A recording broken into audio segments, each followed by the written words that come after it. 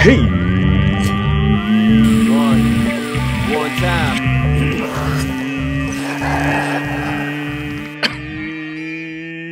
It's 4:20 somewhere, and right now that somewhere is right here. So hello, and welcome to the Cannabis Show. My name's producer Vince, and here's your host, Jake Brown. Hey, thank you, producer Vince. Thanks to everyone tuning into the Cannabis Show, where we talk all things weed. That is hashtag all things weed. And that's the serious marijuana news, along with the fun stuff as well. Yeah, it is. And I also wanted to take a quick second to thank everyone who subscribed to our podcast last week. It means a lot to us. And it's a little thing that you can do to help spread the word about cannabis. And if you're wondering how to subscribe, you can find a link to your favorite podcast app at thecannabist.co. And while you're there, you can also find out why people are chanting "God made pot" in Washington, D.C. Yes, they were. Yes, he did. You can learn how to treat spider mite infestations from expert grower Jorge Cervantes. That sounds gross.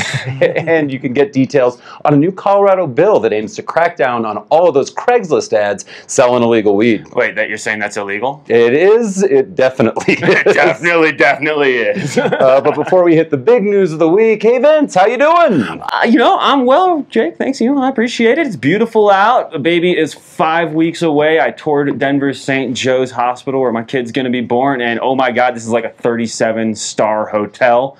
I'm not sure that Kaiser, my insurance provider, is going to cover it, but we'll find out, y'all. How you doing, Jake? I just can't believe they let you in a hospital. It's very true. I'm doing good. I just got back from San Francisco. I was out there for SF Sketchfest. Thank you to everybody who had us out. I had a chance to drink a little can of weed soda, which was nice, 10 milligrams. Hopefully we can get them out for the show. It was sprig. And I also got a chance to smoke some California Outdoor, which I desperately missed. When was the last time you had California Outdoor, Vince? Last time I had California Outdoor. Okay, you've never had it, that's fine. I might have had a little bit when we were shooting As California Goes, the San Diego documentary, but I don't know if I can confirm from that guy whether or not it was actually indo or outdo. All right, we'll get him on the line, but now it's time for The Week in Weed. I don't know why I'm doing music for it. We have it now. Let's get into The Week in Weed. Well, I want to start with your people, Vince. My people. And I'm not talking about salty Steelers fans. I was hoping we could skip that one. But rather millennials, whose studies show are now embracing weed, but not so much publicly. The Cannabis' own Bruce Kennedy did a deep dive on our nation's now largest living generation and found millennials are reticent to post about their cannabis use online. And that's according to Emily Hyde, the 26-year-old founder and president of Colorado nonprofit The Verde. Vince, do you remember coming out of the cannabis closet? Do I remember coming out of the cannabis closet? Publicly, I did it when I was like 14 or 15 years old. People knew kind of who I was and where I was at in my life. But I guess nationally, I did when this show launched. Would you have like a press release or something? I just, I made it no secret. I wasn't, boozing. I wasn't doing hard, heavy opioids or drugs or anything. And everybody was kind of cool with the kid with the pink hair, quietly doing his thing at the back of the room. What about you? When did you come out of your closet, Jake? I do remember my mom finding me with a 20-gallon gravity hookah. 20 gallon? Yeah. It was an adventurous trip to Home Depot, but I wasn't posting any pictures of it online. And Hyde says, quote, they're very scared of Big Brother about millennials, part of the reason that we're not seeing them interact online. She also notes that they might be concerned it could hurt future job prospects if an employer finds pictures of them using pot online. College-age millennials are using pot now more than ever. A recent University of Michigan study showed that in 2015, 38% of students used cannabis in the last year. And that's up from 30% in 2006. They're also showing changing attitudes about the harms of marijuana.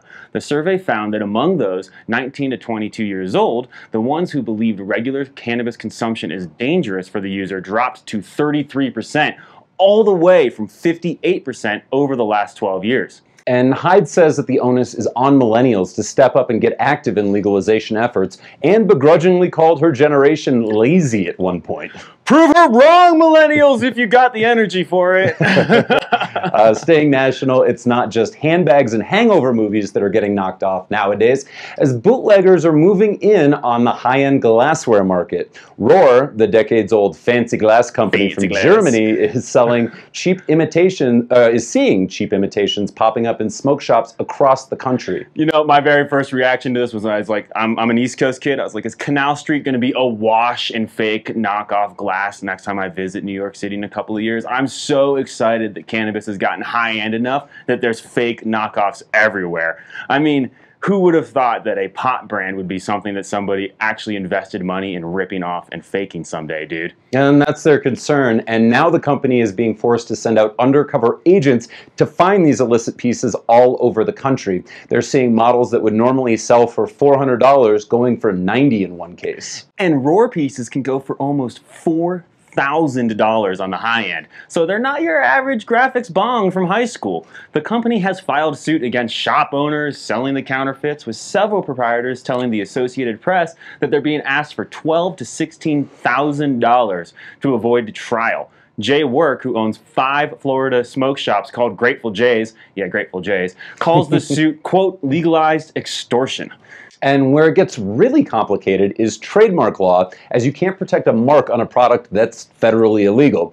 So you may see some pushback from these owners as Roar calls their product a bong in their filing, and as anyone who's ever been in a head shop knows, the preferred nomenclature is water pipe.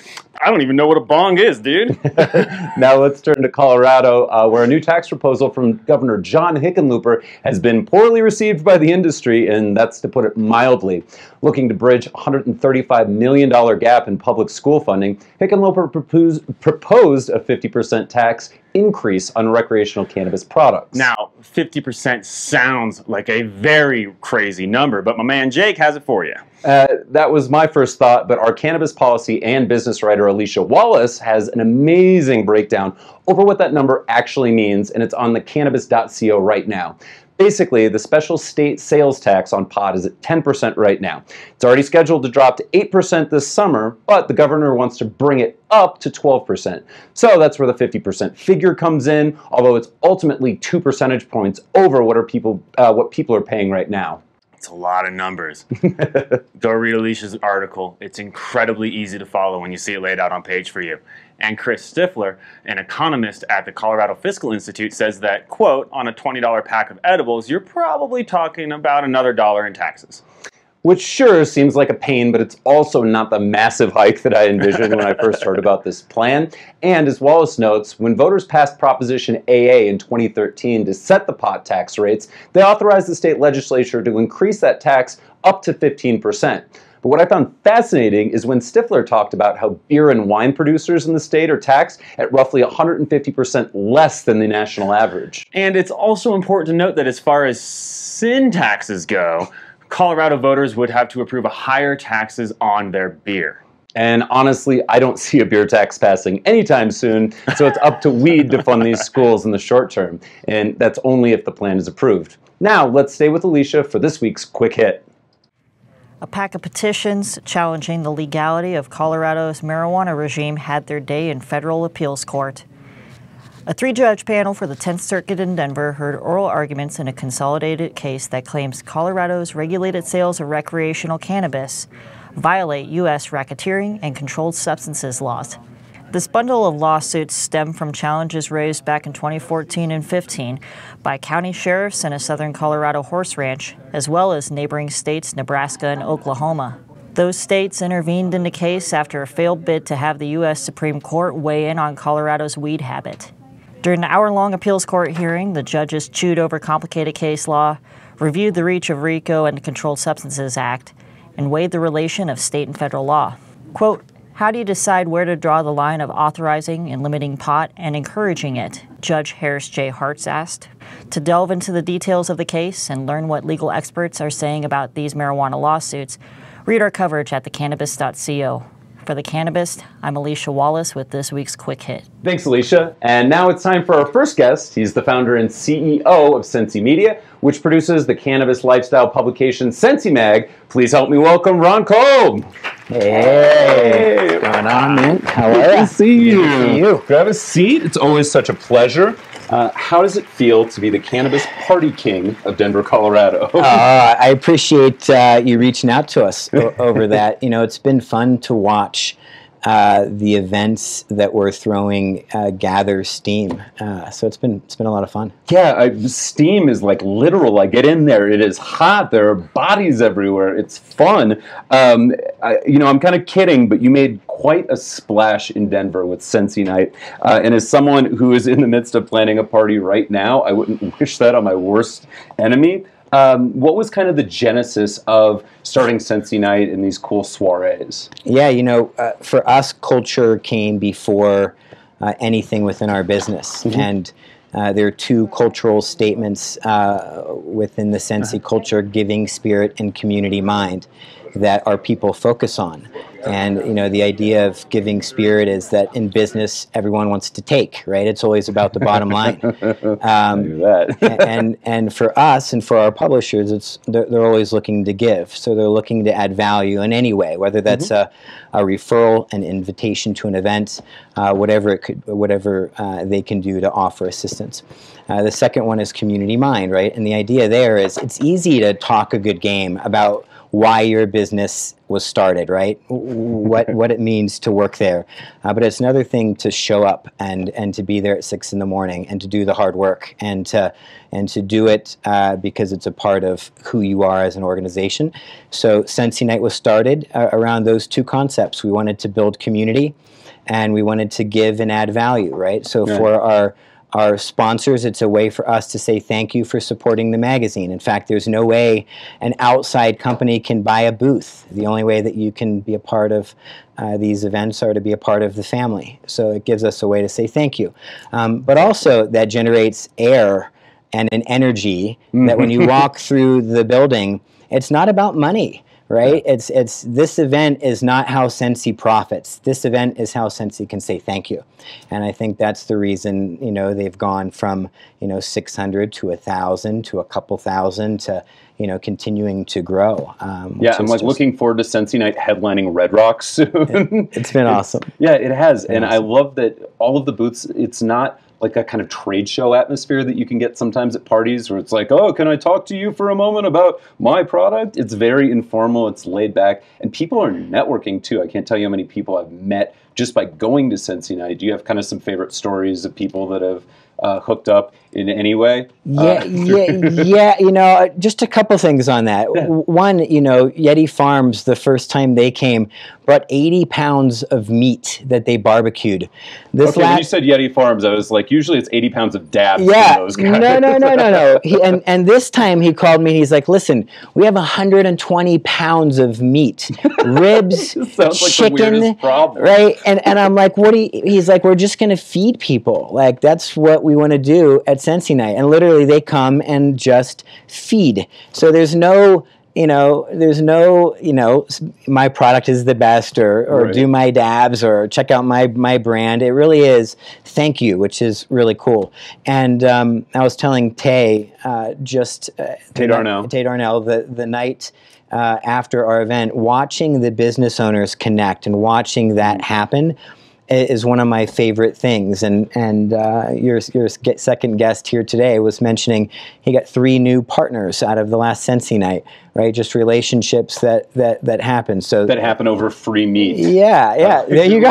What else does Yeti Farms have going on there? It's like they're not just cultivating cannabis. They got some barbecue that is really, really good. I kind of love how consumption is handled at your events because I always feel like it's a very free-flowing atmosphere where no one necessarily feels judged for consuming or not consuming. Can you talk to me a little bit about how you go about that from a business perspective? We operate within the law that the city has provided. We make sure that there's no consumption in the building, which of course is really important. And then the consumption buses that have been approved by the city have the ability to come out and park and be a part of the community event, and they do that on their own and organize that on their own, and it just creates a great space where if people want to have the opportunity to consume, they can go outside in a safe place and do it, and we're able to provide that opportunity, which is good. Yeah, I love that there's this kind of dual atmosphere too, is you've got the bus, which has kind of an energy, and then the party. You were one of the supporters of Initiative 300 here in Colorado, the social use initiative. We were. Can you kind of walk me through where you envision that heading and where you could see Sensi kind of evolving with I300? You know, I love the fact that it's community-based and that we're giving the communities to take a part in this conversation. I think it's really important. And for our listeners that aren't familiar with exactly what I300 is, if they're outside Colorado, could you just go into that for a little bit for me? Yeah, well, it gives a business or an event venue that's looking to have an event that wants to have consumption the ability to apply for a permit. They apply for that permit, and it could either be for that night, or it could be for an extended period of time. It has to get approved by the actual community that this venue is held in. So you have community buy-in and support, and it creates an opportunity where people that are coming to Colorado that want to consume can go and have the opportunity to consume in a safe place. It's been a real challenge, I think. You know. Yeah, and I know that it's still very early on. You know, what are the discussions you're hearing? Where do you think Sensi is going to fit in all of that? Would you like to have events where people can consume on site, or do you like the current system, a little bit of column A, a little column B? We think that having the opportunity to move forward with events that have consumption makes sense. We want to do it in a way that's going to be safe and obviously create an opportunity for us to push this forward. You know, it's hard to be in a state that allows anyone over 18 to purchase cannabis and then tell them they have no place to smoke it. So I think it's amazing to look at the work that 300 is doing, and Kayvon and Emmett and the team to really push this forward and to hopefully be a model not just here in Denver but around the country as other communities are looking to solve the same problem. Absolutely. Switching gears to the magazine. Yeah. You're coming up on 1 year. It's about a couple months away. Yeah. Congratulations, by the way, on Thank your you. 10-month anniversary. Okay, that's not really anything people celebrate. But what were kind of some big surprises that you had? You know, big wins, just things that you weren't expecting? You know, I came from a publishing background. So when I came to make the decision to start to build Sensi, you know, I had a set of numbers and metrics that I really felt confident in bringing this business to the market. But I didn't expect to have the industry open their arms and receive us as well as they have. So it's been amazing to just watch how doing good work locally really has national impact. You know, having a chance to now start magazines in Florida and another one here in Colorado and in California and Seattle, and starting these publications and going into these markets and actually going to events and people saying, Sensi, wow, you guys are coming? And, you know, I had no perspective over that could even happen. But I think it's been a lot of fun just to watch how the industry and communities wrap their arms around us. Yeah, awesome. They've let you like right into the circle. They're like, okay, and now, you know, pass to the left. Yeah, it's been great. It's been great. One thing that I love is that you do very creative covers on the front, but I never see a lot of nugs. You know, it's not, you know, the macro shot of look at this. What some people would call nug porn, which isn't something I feel comfortable saying, but right. Yeah. You know, was that like a conscious effort? And if so, could you talk a little bit about that? Yeah, you know, it was a conscious effort. When I came here in 2015, one of the things I was doing is some research around whether or not this could be a resource for my son who has Asperger's. Okay. And doing that research, I ran across all the magazines that are covering cannabis, and you know, I think they're all amazing, and I think they all do really good work. But what I found was a common thread of industry and subculture. And, you know, being 40 and using cannabis myself, looking at this as a resource for my son, I just didn't necessarily fit in within that group anymore. So I felt like there was an opportunity potentially to start to tell these stories in a new and different way. I just turned 34 and I don't feel like I fit in with a lot of that group anymore. When did you start using? When I was 12. 12 was your first? Was way just found a roach or something? I was into skateboarding and sponsored by H Street back in the day in Santa Cruz. And, And you were a cool little skater kid. Smoked my first joint at 12 years old. And kind of kept going all of your life? Yeah, you know, it's funny. I think I have some of those similar traits that my son has. So, Okay. you know, always a little awkward in groups and things like that. So I never would have thought that. this is torture. Sitting and doing this is well, thank you for brutal. allowing me to torture you.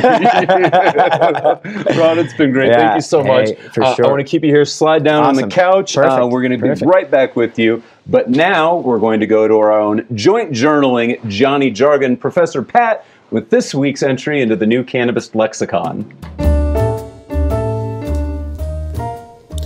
Cottonmouth. When you smoke weed and your mouth gets dry.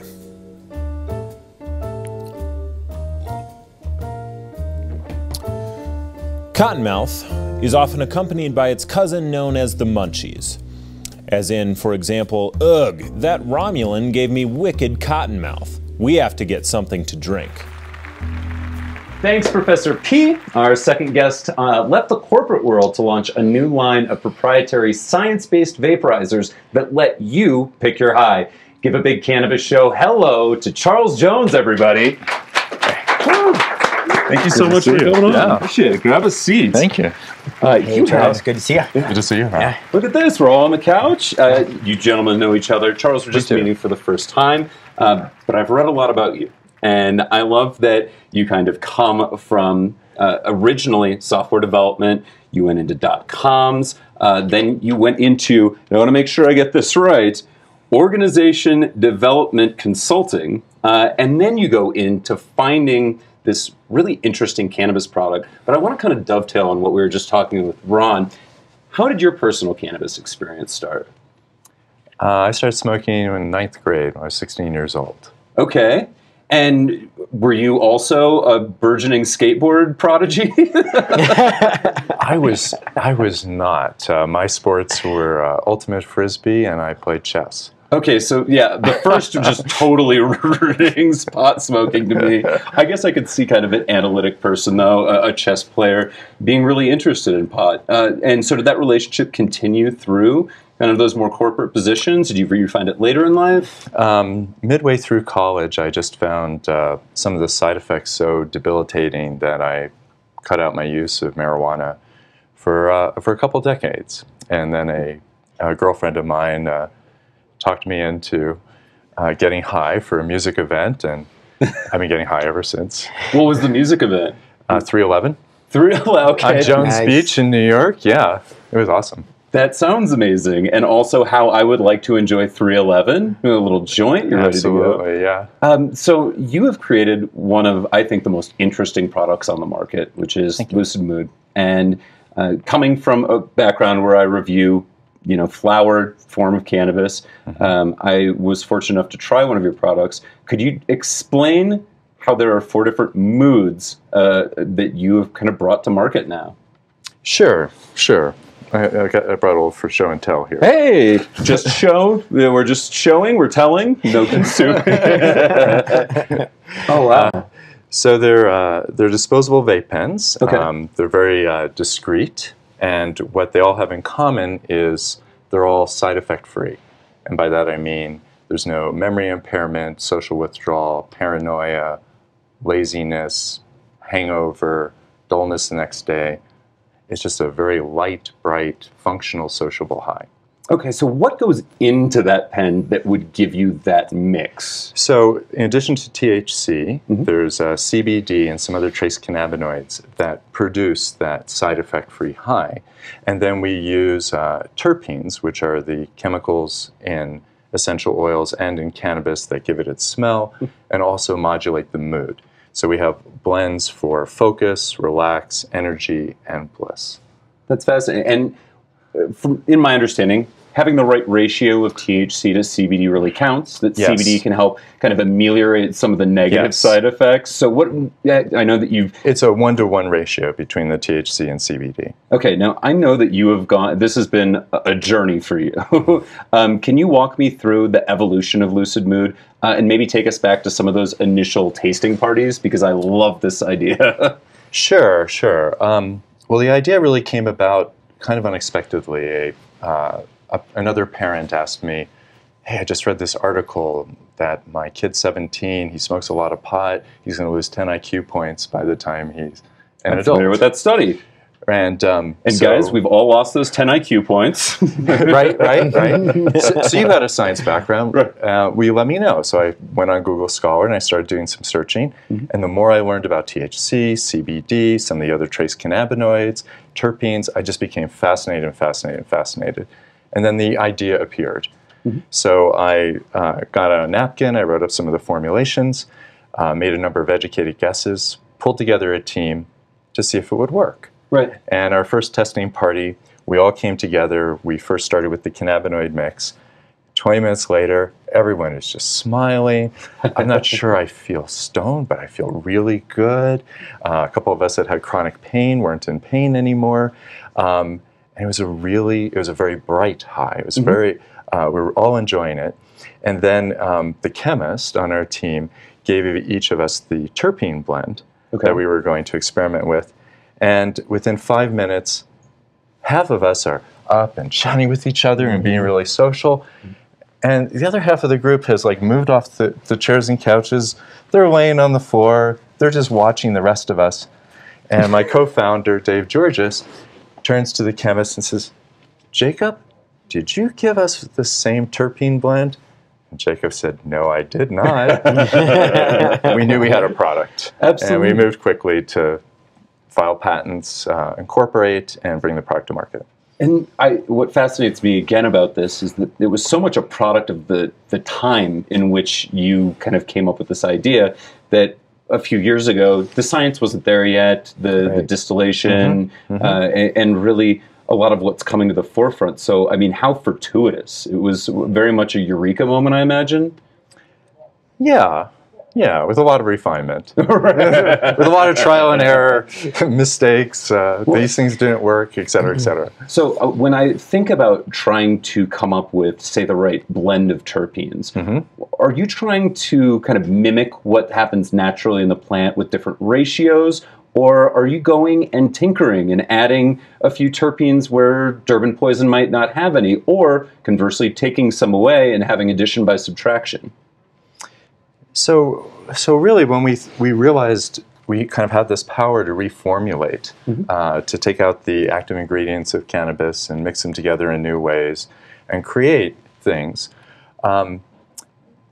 we really began to look at why do people use cannabis? And there's a broad range of reasons why people use cannabis: for pain relief, to help them get to sleep, because they want a bit of a pick-me-up, you know, an energetic kind of thing. They might reach for a sativa.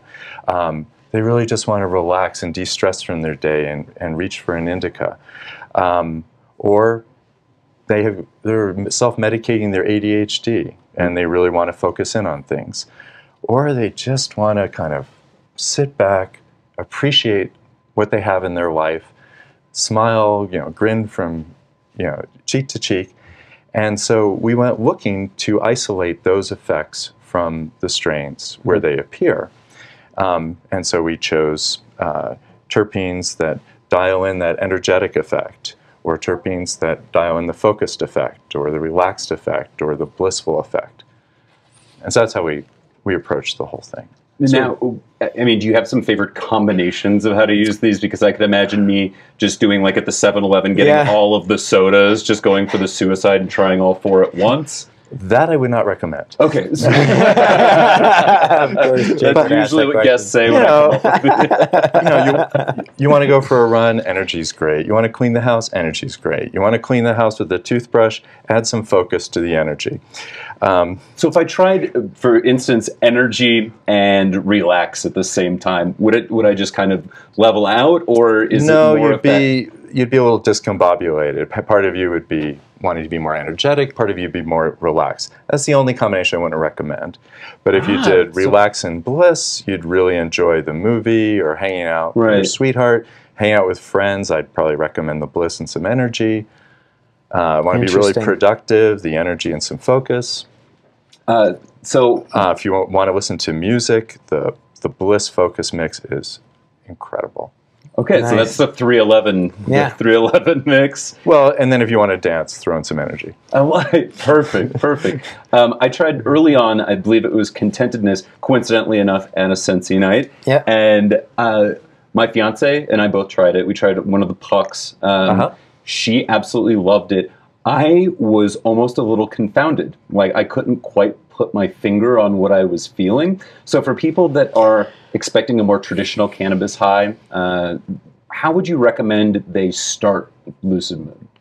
Well, I'd start sober. Okay. Yeah, it was a Sensi night party. There were a few drinks. Do a few sips of one of them.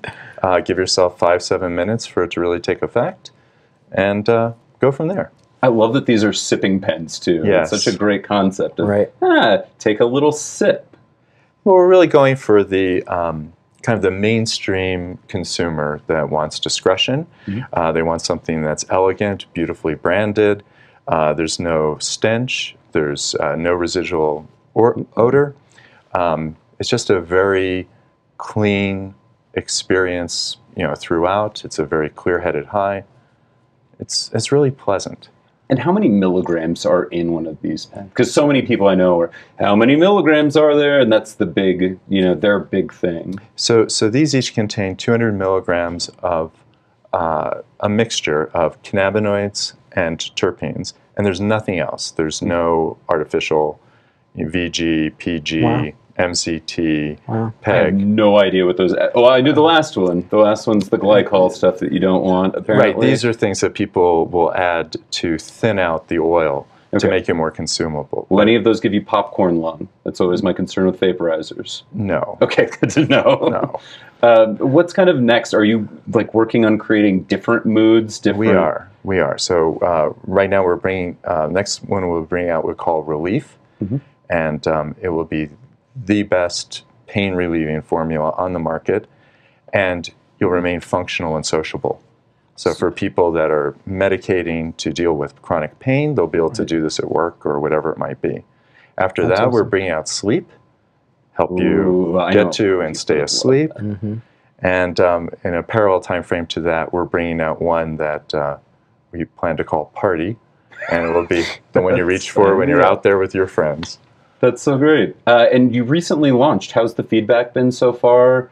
We launched on Thanksgiving. Did a soft launch? The first 2 dispensaries that took our product, one med, one rec, both reordered within 4 days, thinking they were getting enough for a month. And one has reordered 4 times since then, the other one 5 times since then. It's flying off the shelves. We're signing up 2 new dispensaries a day, and we're on track to sign 1 new state a month. When I know that our listeners in other states are going to be dying to find out when they can get it, do you have a timeline for alternate state? I know you said 1 state a month? Yes. That's impressive. Where are you targeting? Next state will be Rhode Island. Delaware after that. Washington State after that. Very cool. Very cool. Well, thank you so much. I think this is the perfect time to bring Ron back in. And guys, I always ask, how do you like your cannabis? Edibles, flower, or concentrates? Ron, let's start with you. Definitely a concentrate guy. You're a concentrate man now. Yeah, Pen, dab rig, what are you doing? Yeah, I'm kind of the dab guy. Yeah. Probably. Yeah. So not really using pens. So No? yeah. Cool. So concentrate if I'm doing anything during the day or in the evening, and then at night, before bed, I like an edible. So that's a great little combination. Do you ever get the grogginess from the edible the next day? What's your Well, let me ask what your dose is at night. What are you taking? If you say my partner's laughing in the background. 60 milligram. I eat a gummy, 100 milligram gummy. Before bed. That is not recommended for the home viewer, but I like it. But that's what your tolerance is. Yeah, and I'll tell you, there's quite a bit of CBN in it, and when I wake up, I feel refreshed. I don't feel groggy. I feel like I had an amazing night's sleep. So for me, it actually works really well. Charles, what about you? I'm a LucidMood dude. Yeah, a LucidMood dude. I like that. Yeah. Do you find yourself using one more than the others? I think it depends on the time of day. So the energy tends to be early in the day. Relax almost always before I go to sleep at night. I really like the Bliss before dinner. It also increases your appetite. So. Okay, so it's an appetite stimulant. You're going to go right. And you know, if it's late at night, I need to get some work done before the next day, I'll do a little focus and energy, because if I did caffeine at that point, I'd just be up half the night. And do you find that if you do the focus and energy, then a little relax right before you go back to bed mitigates those effects? Yes. And, Yes. that's okay. So it's not like, oh, the energy, they're going to keep fighting. No, I tend to just keep these with me. That's amazing. I want Kind to of ask. a mood toolkit, if you will. I like it. So both of you started, companies in the cannabis space 2016. Would that be fair to say? But had backgrounds in other kind of corporations before that, different institutions. What do you think having a little bit of that institutional knowledge coming to the cannabis space helped you with? Just the perspective and understanding of what it's going to be like starting a business, right? I mean, I think knowing that coming into the space really helped quite a bit. It's been fun to be able to take that and really pour your heart into a purpose-driven business like we're running now, and I'm sure Charles, feels the same. When you're doing something wrapped around purpose and it's mission work and something that you're really passionate about, it's a lot of fun. So bringing that experience to this industry has been great. Yeah. Business is business. Yeah? Yeah, I don't see the cannabis business. I mean, certainly the regulatory framework is very different. You need to be more creative around business models and things like that. But, it's a business, and ours is a consumer packaged goods business. Interesting. I mean, you had kind of gone from a business that was very much soft skills. Would that be fair to say? Sure. In the corporate leadership development world, it's largely a service. It's a training product, something like that you deliver. It's a business-to-business sale. So this is different. This is obviously business-to-consumer in this case. But, I mean, the transition was pretty seamless for you, or? Sure. Well, I also hired people with expertise. So our chief marketing officer, Lindsay Kritzner, came from the consumer packaged good world, very familiar with brands. So we have a good team. Yeah. Well, can you tell me a little bit about your team and kind of, because I know that you put together some really strong people around you as well to kind of make that transition. Yeah, I'm a big believer in that as well. I really focus on strengths, and there's not a lot that I do well other than start magazines. So when we came to this venture, really we wanted to find the very best in each category, and we have an editorial team that has almost 300 years of combined magazine experience between 5 leaders that put together that team. My right hand and president of the company, Tay Darnell, wrote and was a part of the industry here in Colorado from the beginning, has been instrumental in several states. Co-founded Cerna, was the CEO and president of that business, took it public, and really is a strong leader throughout the industry.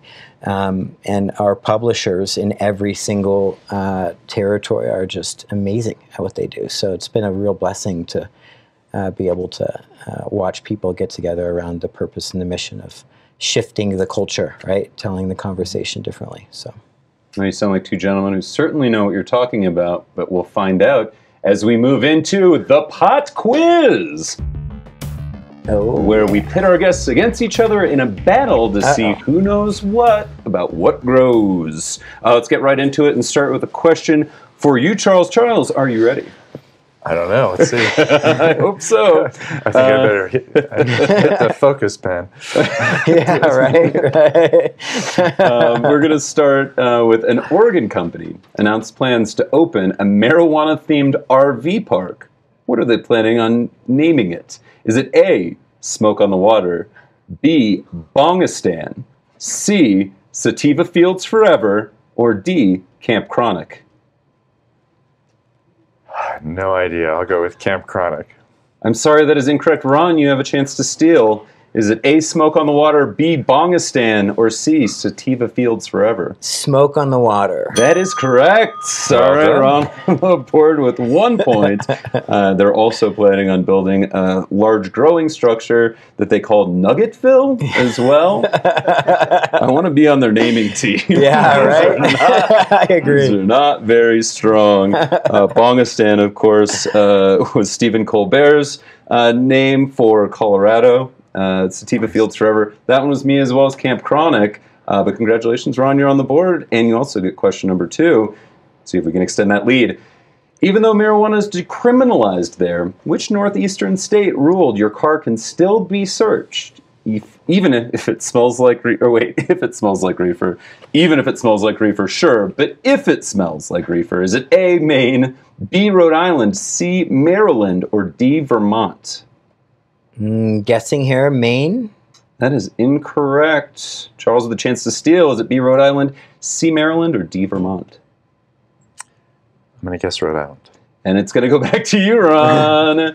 We're between Maryland and Vermont. Vermont. 50-50 shot. That is incorrect, Charles. I'll try Maryland. Maryland is correct. We're tied it up. I knew. That was good. Crab cakes, football, and searches of vehicles. That's what Maryland does. Yeah, I mean, and I think it makes sense. It's only decriminalized there. Their argument is, of course, if it was legalized, that would be a different scenario altogether, but there are still penalties for larger amounts. So watch out in Maryland. All right, we're going to go back to Charles.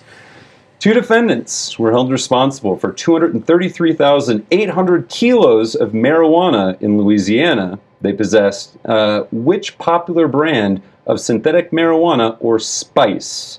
Again, they were charged with this because they possessed spice. Which is the name of the brand? Is it A, Ooh-Wee? Is it B, Waffle House? Is it C, George W. Cush? Or D, Mr. Miyagi?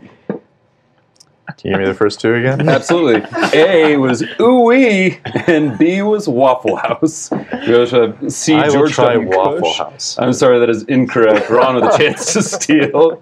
Although I would smoke Waffle House. I don't, Okay. I am against spice in all its forms. That sounds fun.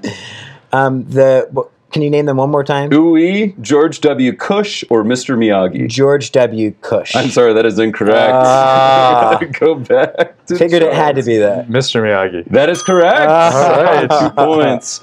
So they actually have a really bizarre way of sentencing people for spice. 1 gram of THC equals 167 grams of actual marijuana, raw plant. So for possessing about 1,400 kilos, they were charged with 233,000. Wow. Yeah, spice doesn't pay, but it's interesting. This new synthetic marijuana world, or kind of creating these new blends, they can't stay ahead of what they're coming out with in laboratories. Right. Which is why it's good that we have people like Charles making responsible blends of cannabinoids and terpenes we all know and love. Of course. All right, we're going to go back to Ron. Ron, you got a chance to tie here, and then we'll go to sudden death. A lawyer was busted for accepting marijuana as payment for his services. How much marijuana did he possess? So this is just... You're just going to have to tell me how much weed he had. We'll do Price is Right rules. I'll allow you both to answer. Okay. A pound? All right. Charles, you have a guess? Ounce an hour? And how many hours? 8 ounces.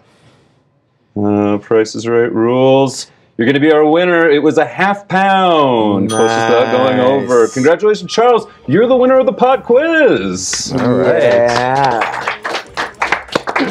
Well, that's going to do it for this episode of The Cannabis Show. A big thanks to Ron Kolb and Charles Jones for joining me. And another big thanks to everyone who tuned in. If you liked the episode, take a moment to review us on iTunes, Stitcher, or your favorite podcast app. And if you didn't like the episode, harass producer Vince on Twitter. From all of us here at The Cannabis Show, we'll see you next weed.